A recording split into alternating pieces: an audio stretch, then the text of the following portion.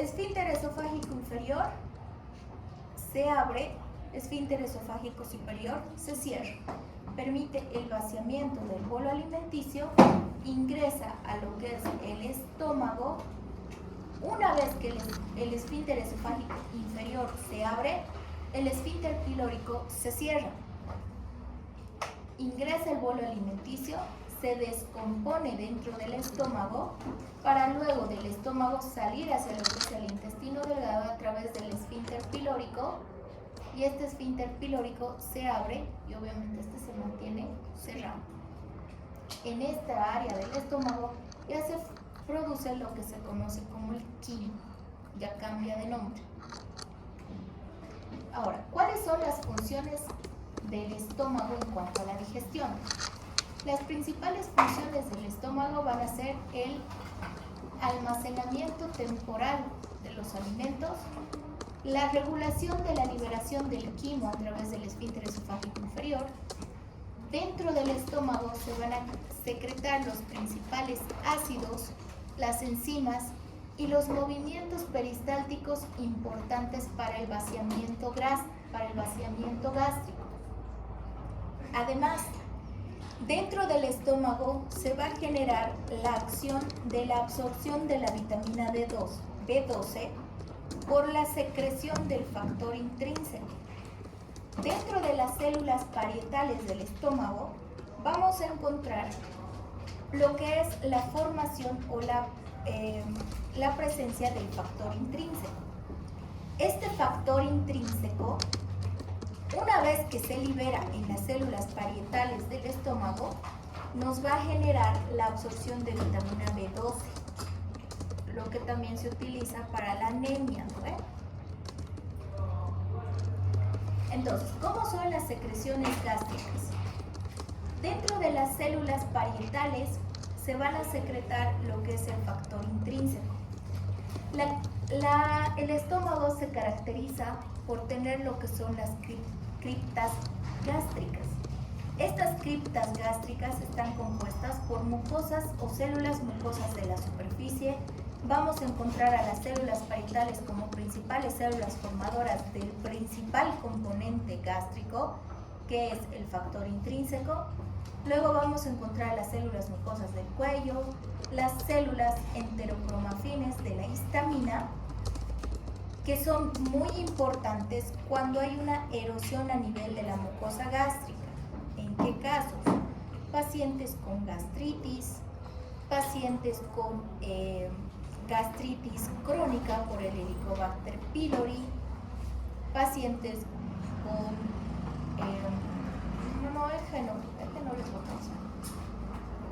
también encontramos las células principales que van a generar lo que es el pepsinógeno. Entonces, entre las importantes células a nivel gástrica encontramos lo que son las células parietales y las células principales. Las células parietales van a producir lo que es el factor intrínseco y las células principales van a formar el pepsinógeno, que van a ser importantes para la absorción de los alimentos.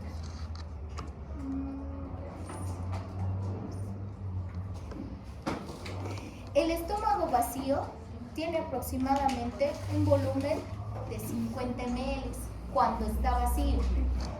Cuando se llena, va a llegar a ocupar hasta 4 litros. Es decir, va a tener 4 litros en su máxima distensión. ¿Distensión creo que está mal escrito? Ayudante mal mandado.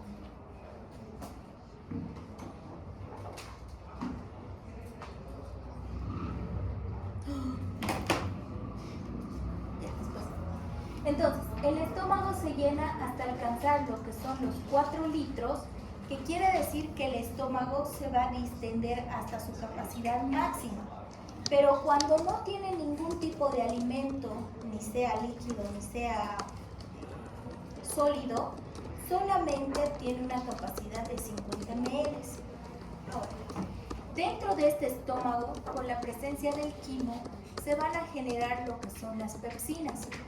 Estas pepsinas van a permitir el desdoblamiento de las proteínas proteínas, y este desdoblamiento de las proteínas nos van a dar lo que son los famosos polipéptidos. Estos polipéptidos luego van a ser parte importante de las células principales que van a dar acción a la secreción de lo que es el pepsinógeno. El pepsinógeno, junto con lo que son las células o las reacciones pancreáticas, van a permitir la absorción del alimento. El ácido del estómago es el ácido clorhídrico, que está producido principalmente por las células parietales. Este ácido clorhídrico, cuando hay un aumento de este ácido, vuelve inflamatorio a la mucosa gástrica y es lo que se produce en una gastritis. La mucosa gástrica no se dirige a sí misma porque está protegido por un líquido alcalino, que este líquido alcalino en su mayor composición está de mucina, que está secretada por las glándulas gástricas. Ahí vamos, a la parte importante de nuestra gastritis. Cuando la mucosa gástrica se irrita, se liberan mediadores locales como las prostaglandinas o las histaminas, de los cuales van a incrementar el espesor de la capa de mucosa y van a estimular la producción del bicarbonato, que va a hacer que se neutralice el ácido clorhídrico que es producido por las células parietales del estómago. Si estas células parietales del estómago no son inhibidas, el ácido clorhídrico aumenta, y al aumentar el ácido clorhídrico produce más irritación en la mucosa gástrica y por ende no se genera lo que es el bicarbonato. ¿Qué pasa cuando las gastritis no se curan a tiempo? Producen las denominadas úlceras gástricas, y esas úlceras gástricas es porque no va a bajar lo que es el ácido clorhídrico característico del estómago y por ende no se va a formar lo que es el bicarbonato.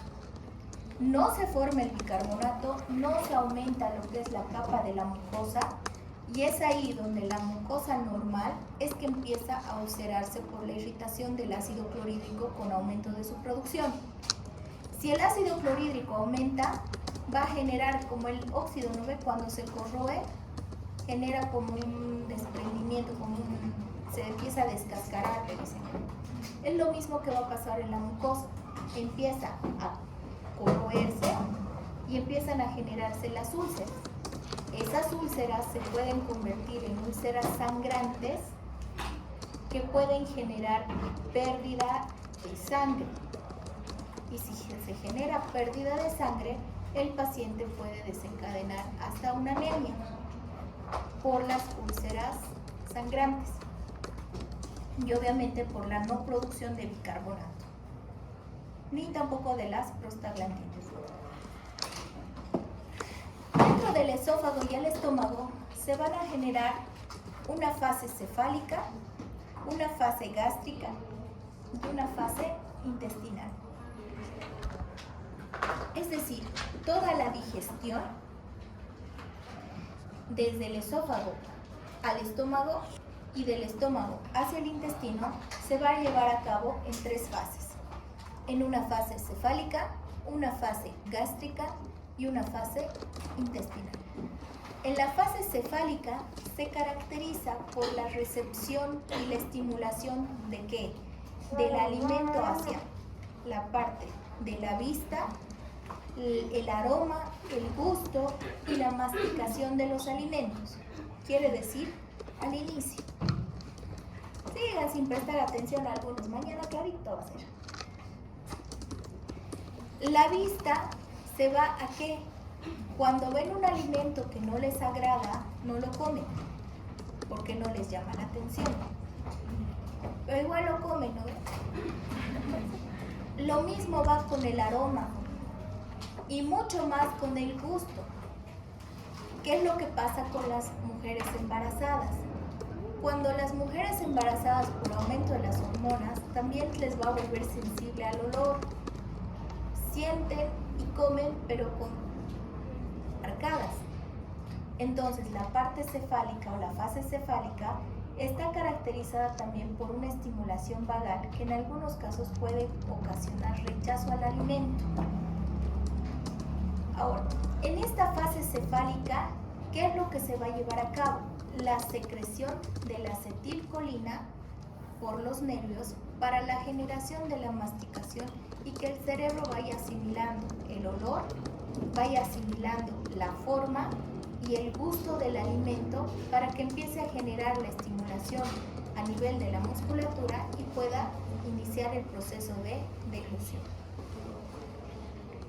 En la fase gástrica, ¿qué se va a llevar a cabo?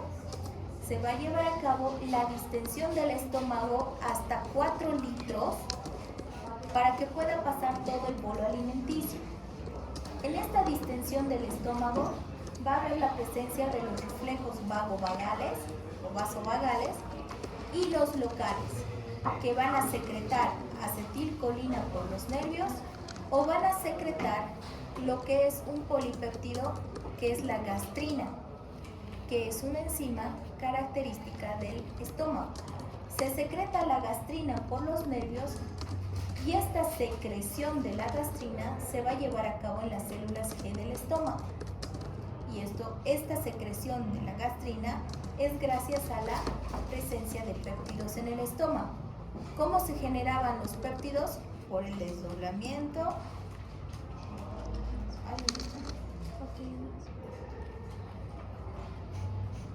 de las proteínas. Entonces, cuando la secreción de las gastrinas por las células G del estómago se van a generar por acción de los péptidos, estas células principales y parietales van a secretar gastrina, van a secretar lo que es el ácido clorhídrico y también van a secretar la pepsina. ¿Para qué? Para el desdoblamiento total de los alimentos. Cuando este desdoblamiento total de los alimentos se lleve a cabo, va a pasar a lo que ya es una fase intestinal, que quiere decir que ya prácticamente se va a eliminar lo que es el alimento del intestino hacia lo que es, del estómago hacia el intestino, es decir, una fase intestinal. En esta fase intestinal, el antro pilórico se va a abrir para pasar lo que es el alimento hacia la fase intestinal. En esta fase intestinal va a haber una distensión del duodeno, como se puede ver en la imagen, va a haber una distensión del duodeno para pasar todo el quimo restante hacia el duodeno. Pasa hacia el duodeno, la secreción de gastrina, la secreción de la colecistocinina se van a inhibir en las células G del estómago. Estas líneas que están viendo acá es una inhibición, se inhibe, mientras que estas líneas rectas es una secreción, es una excitación. Entonces, cuando ya está hacia el duodeno, esta secreción de secretina y colecistocinina se va a inhibir en las células G del estómago. Quiere decir que ya no se va a producir. Lo mismo va a pasar en las células parietales y principales. Ya no se va a secretar estas hormonas o estas enzimas. En cambio, va a haber la presencia de ácidos grasos y el pH va a empezar a bajar en el duodeno. ¿Por qué? Porque ya no se va a secretar las enzimas ni tampoco el ácido clorhídrico característico del estómago. Pero en este caso hay una inhibición de las células parietales y principales del estómago. Se inhiben, pero quienes se van a activar van a ser las células G de tipo duodenal.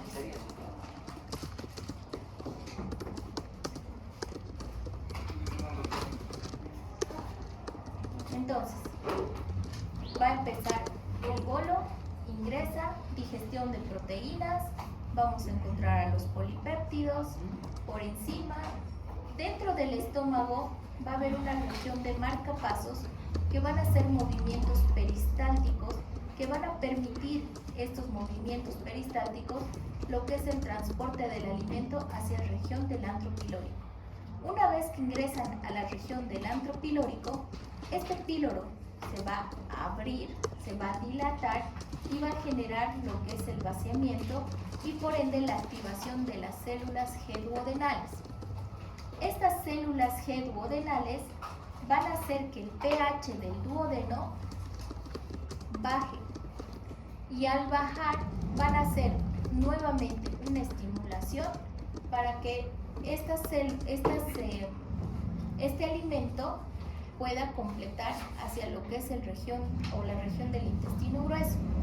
Una vez que ingresen al intestino grueso, por activación de las bacterias, es que se va a absorber electrolitos, se va a absorber nutrientes y se van a absorber las principales vitaminas, pero eso en el intestino grueso. Ahora, el intestino grueso, lo vamos a revisar primero, está compuesto por el ciego, el colon ascendente, el colon transverso, el colon descendente, sigmoides, recto y el ano. Quiere decir que todo el alimento que ha pasado del vaciamiento gástrico y este que está aquí que es el apéndice, ¿no?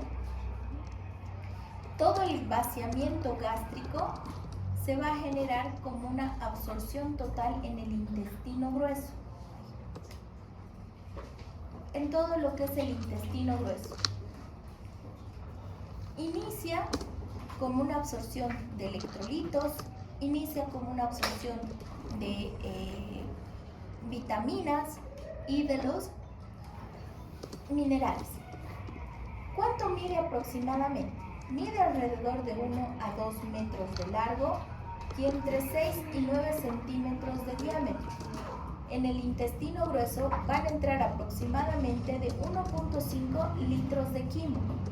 ¿Se acuerdan cuánto era lo que el estómago podía soportar? 5 litros.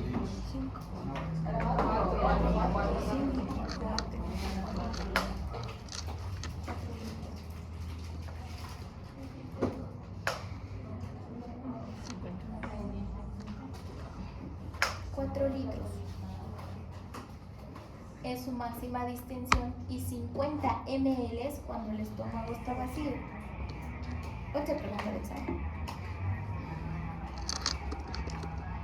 Entonces, en el intestino grueso, pónganse que hayan comido súper bien por su cumpleaños. Su estómago ha recibido 4 litros de bolo alimenticio, de quimo. Este quimo va a llegar al intestino grueso. De los 4 litros, solamente va a llegar 1.5 litros de quimo. Y va a pasar por todo el intestino grueso, en su colon ascendente, colon transverso, colon descendente, hasta la región rectal, una poca cantidad después de que se hayan absorbido la mayor cantidad de vitaminas, proteínas y electrolitos. El intestino grueso, ¿qué función tiene? Absorber la mayor parte del agua y los electrolitos. El 1.5 litros inicial se reduce cerca a 150 gramos. Esos 150 gramos que se reduce va a ser compuesto por las heces fecales. Quiere decir que más o menos una persona que tiene 4 litros en su estómago, al finalizar tendría una eliminación de 150 gramos en las heces fecales, de los cuales está compuesto de 100 ml por agua y 50 gramos de manera sólida. Entonces quiere decir que de los 4 litros, todo nuestro cuerpo va a absorber y nos va a eliminar 100 ml de agua y 50 gramos de sólidos.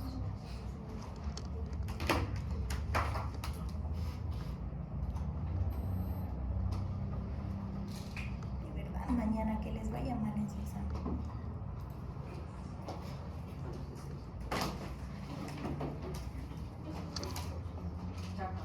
Ya.